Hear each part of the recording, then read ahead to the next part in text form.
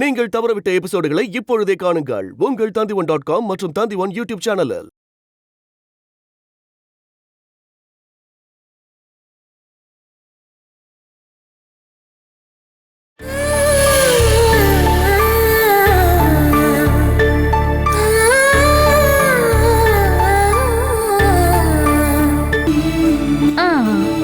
என்னோட தங்கம் ரொம்ப அழகா இருக்கணும்ல.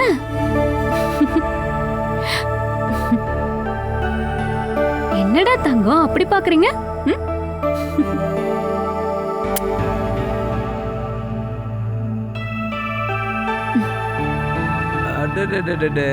என்ன பாக்குறீங்க? நான் வக்கீல பார்த்து பேசிட்டு வந்தேன். இப்ப என்ன புதுசா? ஒரு பிரச்சனை வந்துச்சுன்னா அதை எப்படி சால்வ் பண்றதுன்னு ஒரு லீகல் அட்வைசரை கேட்க போனேன். லாயருக்கும் பணத்தை கொண்டு போய் கொட்டி கொடுத்தாதான் அடங்குவீங்க போல இருக்கே. நீ நினைக்கிற மாதிரி இது சாதாரண விஷயம் இல்ல. அம்மாவை உருட்டி மிரட்டி நான் பயம்புறுத்தி சொத்தெல்லாம் அபகரிச்சிட்டேன்னு அவங்க ஒரு கம்ப்ளைண்ட் எழுதி கொடுத்தாங்கன்னா என் பேர்ல நடவடிக்கை எடுப்பாங்கன்னு வக்கீல் சொன்னாரு. அதை யார் மறந்தாங்க? அது உங்க அம்மாவை தானே எழுதி கொடுத்தாங்க. வேணுமாமாவோட பங்கு கேஸை நடத்துறதுக்காக யூஸ் பண்ணோம். கேஸ் தோத்து போச்சு, அதுக்கு நம்ம என்ன பண்ண முடியும்? சதீஷ் மாமா பல சமயம் நம்ம கிட்ட இருந்து எவ்வளவு கடன் வாங்கியிருக்காரு. அந்த பணத்துக்கு இந்த இடத்த அடமானம் வச்ச மாதிரி தானே. சட்டவிரோதமா எதுவும் நடக்கலங்க. உன் பார்வையில எல்லாமே சரிதான், ஆனா சட்டத்தோட பார்வையில பார்க்கும்போது எல்லாமே தப்பா இருக்கு. பாலா பிரெயின் வாஷ் பண்ணி அம்மாவை கூட்டு போய் ஒரு கம்ப்ளைண்ட் கொடுத்தா நம்ம சொத்தெல்லாம் திருப்பி கொடுக்க வேண்டியது வரும். தலையே போனாலும் அதுக்கு நான் ஒத்துக்க மாட்டேன். வேற ஏதாவது விஷயம் இருந்தா சொல்லுங்க. இங்க பாராஷா, இந்த சமயத்துல அம்மாவை நம்ம எப்படியாவது நம்ம பக்கம் நிக்க வைக்கணும். அதுதான் நமக்கும் நல்லது. தொலைஞ்சு போன பிரச்சனையே திரும்பவும் கூட்டிட்டு வர போறீங்களா? என்னால ஏத்துக்க முடியாதுங்க. நான் சொல்றது கொஞ்சம் கேளு. எப்படியாவது பாலா வீட்ல இருந்து அம்மாவை இங்க கொண்டு வரணும். அதுக்கப்புறம் பாலா அம்மாவை கூட்டிட்டு போய் சொத்தை தட்டி பறிக்க நினைச்சான்னு சொல்லி நாம ஒரு கம்ப்ளைண்ட் கொடுப்போம். அதுக்கு முதல்ல உங்க அம்மா ஒத்துப்பாங்களா? உங்க அம்மா இங்க இருந்து போனதுக்கு அப்புறம் இப்பதான் நான் கொஞ்சம் நிம்மதியா இருக்கேங்க. அதையும் கெடுக்காதீங்க. இங்க பாராஷா, நீ கொஞ்சம் யோசிச்சு பாரு. இப்ப இருக்கிற நிலைமையில அம்மாக்கு பாலா மேல ஏதாவது ஒரு சிம்பதி வந்துருச்சுன்னா அவ சொன்ன மாதிரி அம்மா செஞ்சிருவாங்க, நாம மாட்டிப்போம். பாலாக்கா வீட்ல இருந்து உங்க அம்மா திரும்ப வருவாங்கன்னு உங்களுக்கு தோணுதா என்ன? வர வைக்கணும்டி, அப்பதான் நாம ஜெயிப்போம். அது எப்படி? வேணு அண்ணனை ஜெயில இருந்து வெளியில கொண்டு வரணும். தப்பிக்க வைக்க போறீங்களா? அப்படி இல்லடி, தண்டனை அனுபவிக்க ஆரம்பிச்சு 6-7 வருஷம் ஆயிடுச்சுல்ல. இப்ப அப்ளை பண்ணா பரோல் கிடைச்சிரும். வேணு அண்ணனை பரோல்ல வெளியில கொண்டு வந்தாகணும். தேவையில்லாத பிரச்சனைக்கெல்லாம் போகாதீங்க, அப்புறம் அது ஒரு தலைவலியா ஆயிடும். உங்க அம்மாவோட தலைவலி ஒழிஞ்சுது, அதுக்கப்புறம் உங்க அண்ணனையும் அண்ணியையும் வீட்டை விட்டு விரட்டணும். வீடே கிளீன் ஆயிடும். நம்ம எல்லாத்தையும் கிளீன் பண்றதுக்குள்ள கோர்ட்டோட ஆர்டர் வாங்கிட்டு பாலாவும் அம்மாவும் வந்து இங்கேயே தங்கிட்டாங்கன்னா அம்மாவை ஏமாத்தி சொத்தை அபகரிச்ச புள்ள அப்படி ஒரு நியூஸ் பத்திரிக்கைக்காரங்களுக்கும் சேனல்காரங்களுக்கும் கிடைச்சா போட்டு தாளிச்சிருவானுங்க. அப்புறம் எல்லார் கண்ணிலையும் நாம தான் குற்றவாளியா இருப்போம். அப்படிலாம் கூடவா நடக்கும்? அப்படி நடக்காம இருக்கிறதுக்கு நாம ஏதாவது செஞ்சாகணும். எனக்கு சட்டத்தை பத்தி எல்லாம் ஒன்னும் தெரியாதுங்க. அதெல்லாம் நான் பாத்துக்கிறேமா. இங்க பாரு, நீ என் கூட நின்னா மட்டும் போதும். நான் தான் கூடவே இருக்கேன்ல. இதை நம்ம கையை விட்டு போகாம பாத்துக்கோங்க, அவ்வளவுதான். அவ்வளவுதான், மத்தத நான் பாத்துக்கிறேன். முதல்ல வேணண்ணனை பரோல்ல வெளியில கொண்டு வர வேலையை பார்க்கணும். வேணண்ண வந்துட்டா பாலா விஷயத்துக்கு ஒரு முடிவு கட்டிடலாம். அப்புறம் நாம நினைச்சது ஈஸியா நடக்கும்.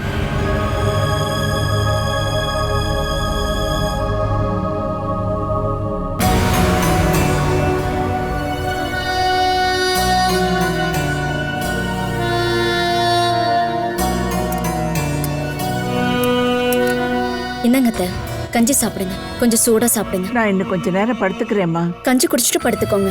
எனக்கு பசிக்கவே இல்லை. உங்களுக்கு தான் அப்படி தோணுது. கொஞ்சம் கஞ்சி குடிச்சிட்டு படுத்துக்கோங்க. வாங்க, எந்திரிங்க எந்திரிங்க, நான் பிடிக்கிறேன்.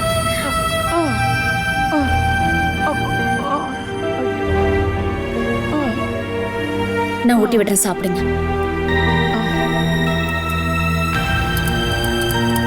என்னங்க,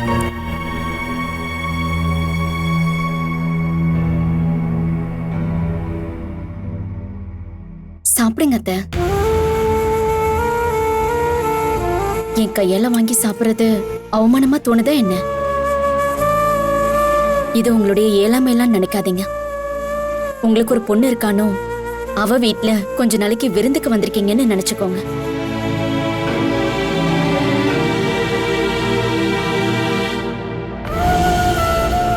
அத்தை,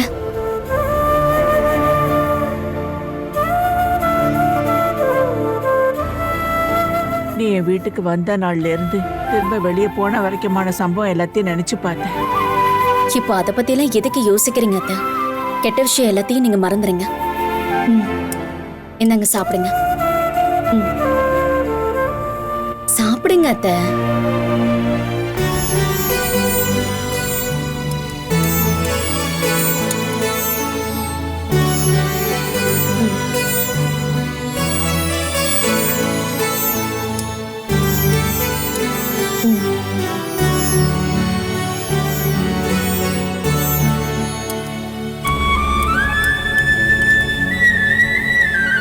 இன்னும் கொஞ்சம் சாப்பிடுங்க.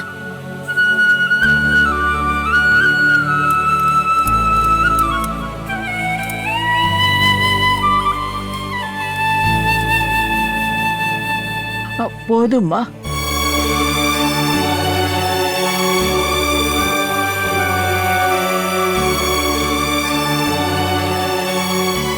நீங்க இன்னொரு தடவை அந்த மாதிரி என்ன கூப்பிடுறீங்களா?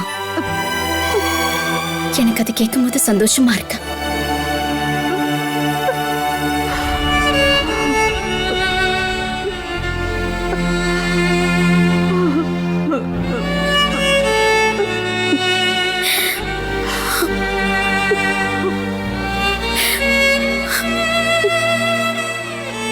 சொந்தம் பந்தம் கூட பிறந்தவங்க அப்படின்னு என் வாழ்க்கையில் எனக்கு நிறைய பேர் இருந்தாங்க அத்தை. ஆனா இப்ப எனக்கு யாருமே இல்லை. அதனாலதான்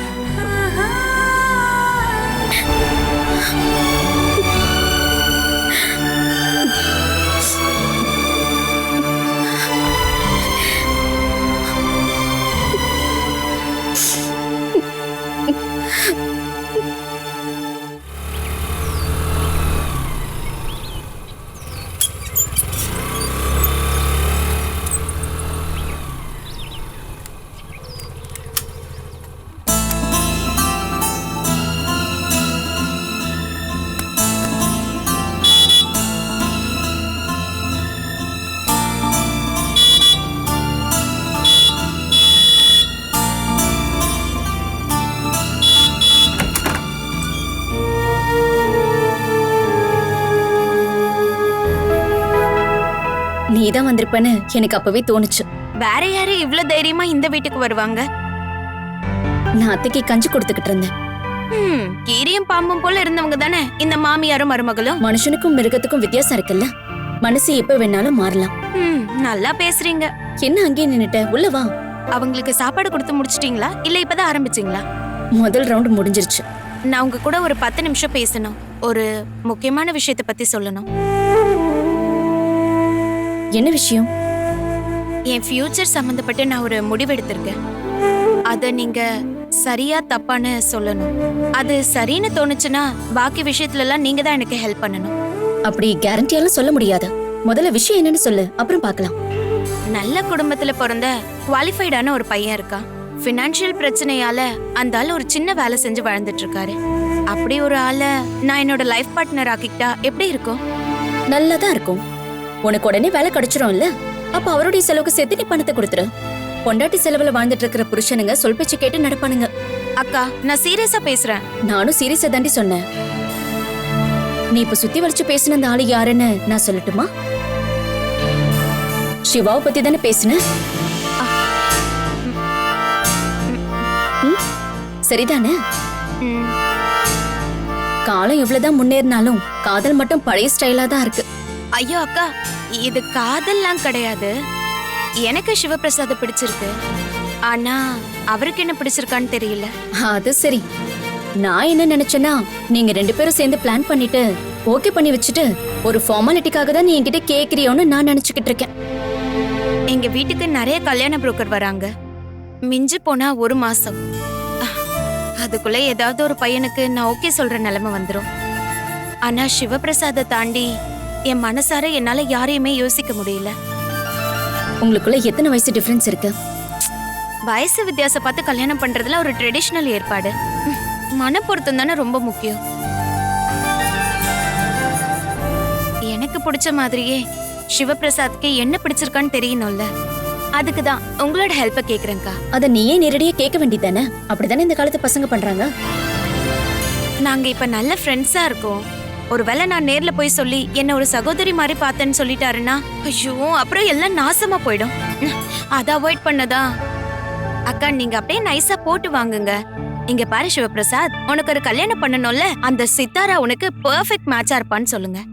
சும்மா அவர்கிட்ட கேட்டு பாருங்களேன், அப்பவே ரிசல்ட் தெரிஞ்சிரும்ல. சித்தாரா, உங்களை விட நாங்க ரொம்ப க்ளோஸ் ஃப்ரெண்ட்ஸ். அவனுக்காக ஒரு புரோக்கர் விஷயம் போட நான் தயாரா இல்ல. ஒரு நல்ல நண்பனுக்கு நல்ல குடும்ப வாழ்க்கையை ஏற்படுத்தி கொடுக்க வேண்டிய கடமை உங்களுக்கு இருக்குல்ல. ப்ளீஸ்க்கா எனக்காக கொஞ்சம் பேசுங்க. எனக்கு சிவபிரசாத அவ்வளோ பிடிச்சிருக்கு, அதனாலதான். ப்ளீஸ்.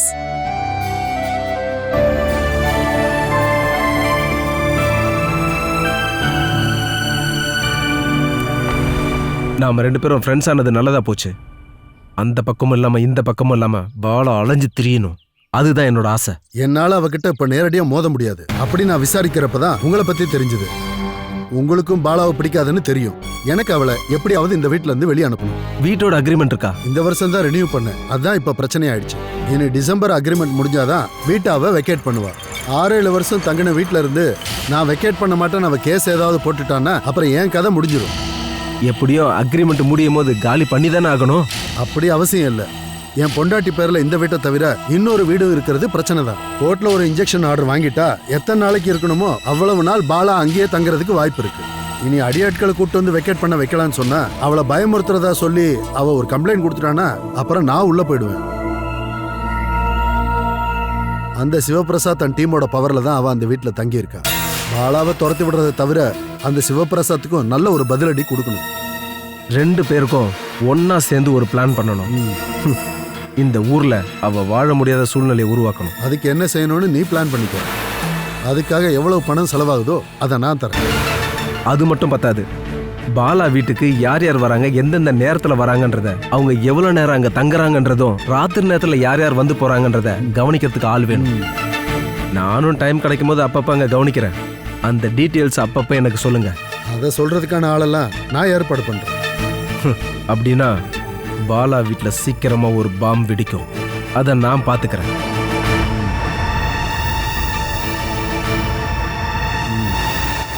ரொம்ப நேரம் படுக்க முடியல.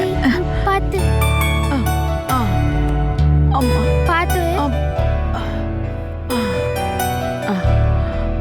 அங்க யாருக்கிட்ட உங்க அம்மா ரொம்ப நேரமா பேசிட்டு இருக்கா? சிவபிரசாத் அங்கிள் தான் பாட்டி, ஆட்டோ ஓட்டுறாருல. அவன் எப்பவும் இங்க வந்து போவானா? இங்க எல்லா வேலையும் பார்த்து செய்யறது அங்கிள் தான். அவனுக்கு இன்னும் கல்யாணம் ஆகலையா? அங்கிளுக்கு அம்மா மட்டும்தான் இருக்காங்க. போன வருஷம் அவங்களும் செத்துட்டாங்க. பாட்டி நான் உங்க கையை தேய்ச்சி விடவா? இப்ப எனக்கு கையில எல்லாம் எந்த வரையும் இல்ல. அப்புறம் உனக்கு தான் கை வலிக்கும். ஒரு நிமிஷம். அந்த ஆட்டோக்காரனுக்கு உங்களை ரொம்ப பிடிக்குமா? வீட்ல இருந்து ஸ்கூலுக்கு ரொம்ப தூரம். பணம் இல்லாதனால நானும் வினுவும் நடந்துதான் போவோம். அம்மா ஸ்கூல் பஸ்ல அனுப்புறேன்னு சொன்னாங்க. அம்மா கிட்டதான் பணம் எதுவும் இல்லல்ல. அதனால நான் தான் சொன்னேன், வினுவை கூட்டிட்டு நான் நடந்தே போய்க்கிறேன்னு. மத்த நாள் அங்கிள் தான் எங்களை டிராப் பண்ணுவாரு. பகல்ல மட்டும்தான் வந்து போவானா? ஏதாவது தேவை இருந்துச்சுன்னா சாயங்காலமும் வருவாரு. எந்த ஒட்டு உறவும் இல்லாத ஒரு ஆளு இங்க வந்துட்டு போறது சரிதானா? உறவுன்னு சொன்னா என்ன அர்த்தம் பாட்டி? அப்படி கேட்டா உன் அப்பா அம்மாவோட சொந்தக்காரங்க. அப்படி வந்து போறது பெரியப்பாவும் அண்ணில அம்மா மட்டும்தான். மத்தபடி யாரும் எங்களுக்கு தெரியாது. எங்க அப்பாவை கூட நான் இது வரைக்கும் பார்த்ததே இல்ல பாட்டி. அவன் வந்துருவான்மா. உங்க அப்பா கண்டிப்பா வருவான். நீ கவலைப்படாத. உங்க அப்பா வந்துட்டானா உங்க எல்லாரையும் நல்லா பாத்துக்குவான். நான் அந்த ஆட்டோக்காரனை பத்தி உங்ககிட்ட கேட்டதெல்லாம் உங்க அம்மாட்ட சொல்லாதேன்னு.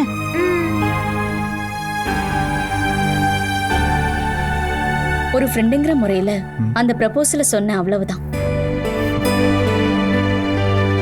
சித்தாரோட விஷயத்த சொல்ல எனக்கு அந்த அளவுக்கு விருப்பம் இல்லை.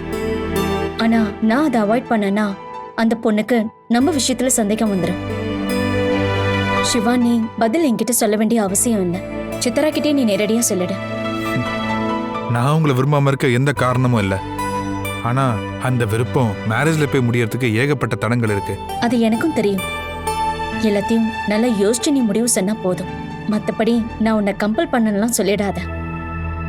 அதெல்லாம் இல்ல பாலா. எங்களுக்குள்ள இருக்கிற வயசு வித்தியாசம் தான் முதல் பிரச்சனையே. சித்தாரா மெச்சூரிட்டி இல்லாத ஒரு பொண்ணு. ஒருத்தர் புரிஞ்சுக்கிட்டு அன்போட வாழ பழகிக்கிட்டீங்க அப்படின்னா வயசு வித்தியாசம்லாம் ரொம்ப பெருசா தெரியாது. இதுல எனக்கு என்ன பிரச்சனையா தோணுச்சுன்னா ஃபினான்ஷியல் விஷயம்தான். என்னதான் இருந்தாலும் அவங்க என்ன கல்யாணம் பண்ணிக்கிட்டா அவங்களால இப்ப இருக்கிற மாதிரி என் கூட வாழ முடியாது. அவங்களோட ஃபினான்ஷியல் செட்டப்புக்கு என்னால சீக்கிரமான போக முடியாது. அவங்க என்னோட வாழ்க்கை நிலவரத்துக்கு ஏற்றபடி அவங்க இறங்கி வர வேண்டியிருக்கும். அதுக்கு தயாரா இருந்தா மட்டும் அவங்களோட விருப்பத்தை நான் இப்ப ரொம்ப சீரியஸா எடுத்துக்கிறேன். சித்தாராவோட வீட்டாளுங்க ஒத்துக்க மாட்டாங்க. ஒரு ஆணும் பெண்ணும் ஒன்னா சேர்ந்து வாழணும்னு முடிவு எடுத்துட்டா எதிர்த்து பேசலாம் எந்த பிரயோஜனமும் இல்லை. இல்லைன்னா கொல்லணும். அதுக்கெல்லாம் கொஞ்சம் கூட யோசிக்காதவங்க தான் சித்தாரோட ஃபேமிலி. அவ மேல மேல படிக்கணும்னு அடம் பிடிச்சுக்கிட்டே தான் இருக்கா. இல்லைன்னா அவளுக்கு எப்போ கல்யாணம் பண்ணி வச்சிருப்பாங்க. ஒருவேளை அப்படி நடக்காம இருந்தது உன்னை கண்டுபிடிக்கிறதுக்காக கூட இருக்கலாம். அம்மா இறந்த உடனே தங்கச்சி மச்சான்லாம் என் கல்யாணத்துக்காக கட்டாயப்படுத்துறாங்க. என்ன ஆனாலும் இதுக்கு ஒரு முடிவு எடுத்தே ஆகணும். ஒன்று கல்யாணமே வேண்டான்னு முடிவு பண்ணணும். இல்லை கல்யாணம் பண்ணிக்கலாங்கிற முடிவை நான் எடுத்தேன்னா அது என்ன விரும்புகிற நல்ல நேசிக்கிற பொண்ணாக இருந்தால் நல்லா இருக்கும். அப்படின்னா மனசார நீங்க 2 பேரும் ஒருத்தருக்கு விரும்புறீங்க. இந்த கண்ணாமூச்சி விளையாட்டுல என்ன ரெஃபரி ஆக்கணும்னு விரும்புனீங்கன்னா ஆளை விட்டுருங்கப்பா. அப்படிலாம் எஸ்கேப் ஆகிட முடியாது. நாங்க பார்க்கறதுக்கும் பேசுறதுக்கும் காரணமா இருந்தது நீ மட்டும் தானே. நாங்க ஒரு லெவலுக்கு வர வரைக்கும் நீ எங்களுக்கு சப்போர்ட்டா இருந்தே ஆகணும். ஆத்மாத்மான அன்புக்கு எந்த சப்போர்ட்டும் தேவையில்லை. வரப்போற பிரச்சனை எல்லாத்தையும் அவங்களுக்கு சொல்லி புரிய வைக்கணும். அதையும் மீறி அவங்க என்ன கல்யாணம் பண்ணிக்க தயாரா இருக்காங்கன்னா நானும் தயார் தான். அதை யார் தடுக்க வந்தாலும் நான் நிச்சயம் கல்யாணம் பண்ணிப்பேன்.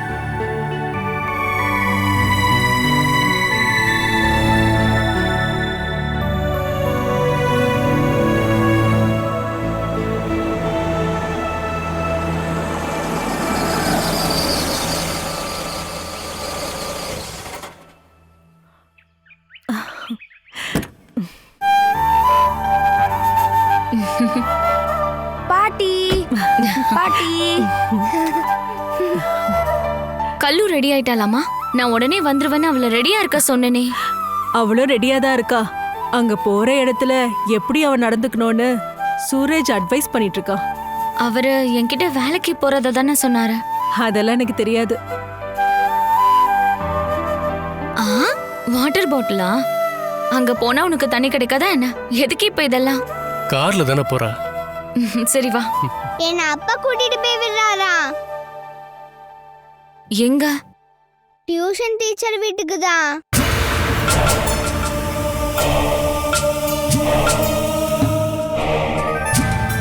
இவளுக்கு யார் டியூஷன் எடுக்கிறாங்கன்னு நானும் பார்க்கணும்ல.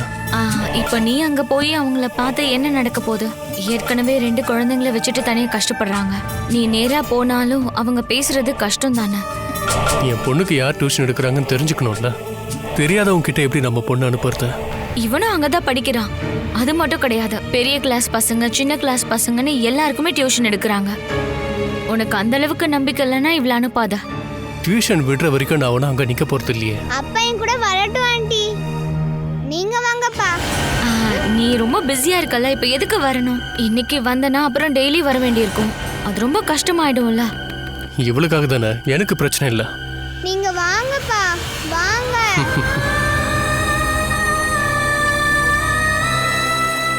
வாங்கப்பா. பாப்பா ஒரு நிமிஷம் இரு.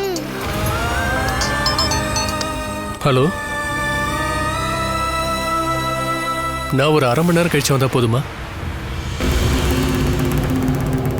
வந்துடுறேன். வா.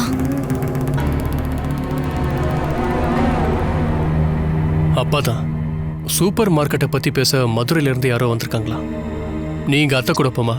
நான் இன்னொரு நாளைக்கு வந்து உன்னை ட்ராப் பண்றேன்.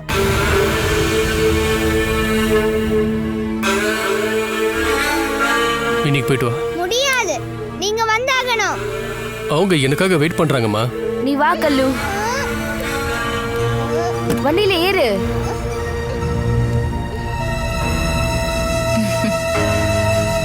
சரி, குழந்தைய பாத்துக்க. அதெல்லாம் நான் பாத்துக்கிறேன். நாங்க கிளம்புறோம்.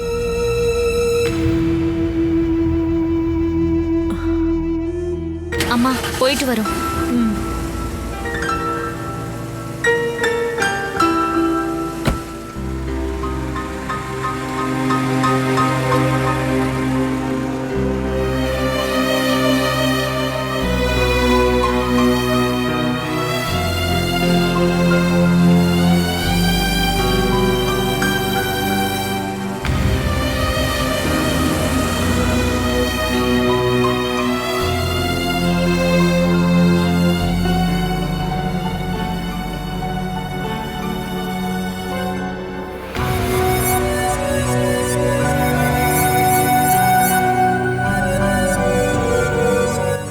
டான்ஸ் எனக்கு தெரியா? நம்ம 2 பேருக்கும் ஒன்னா தானே வாங்கி கொடுத்தாங்க. உண்டெங்க? அது தீந்து போச்சு. நீ அதை தின்னுட்டியா? நீ அது தரியா இல்லையா? நான் இன்னும் நிறைய வரையணும். இது எப்படி இருக்கு? நல்லாவே இல்ல. உனக்கு நல்லது கெட்டது ஏதாவது தெரியுமாடா? இதுக்கு எனக்கு 5 மார்க் கிடைச்சா நான் தான் கிளாஸ்லயே ஃபர்ஸ்ட். நீ ஒரு கிளாஸ்ல ஃபர்ஸ்ட் வரணும். நான் வர மாட்டேன். போ. போடி. நான் வர மாட்டேன். ஏன் இப்படி சண்டை போடுறீங்க? நிறுத்துங்க. என்ன பிரச்சனை? அம்மா நான் வரைஞ்சு வச்ச டிராயிங்க வினு புடுங்கிட்டாமா. உன்னால அடி வாங்காம இருக்க முடியாதாடா? ஓனா போகட்டும் விட்டு வச்சா ஓவரா தான் பண்ணிக்கிட்டு இருக்க. முதல்ல புக்க கொடு.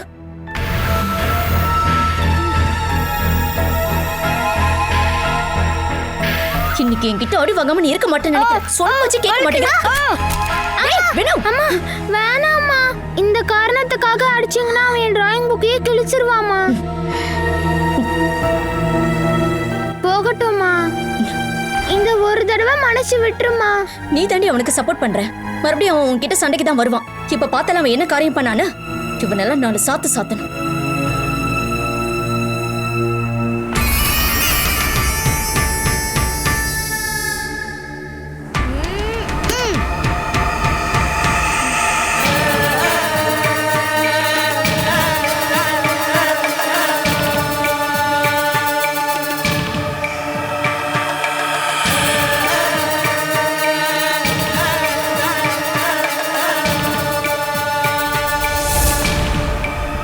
Catch us on TV, Tandivan.com, Facebook and YouTube.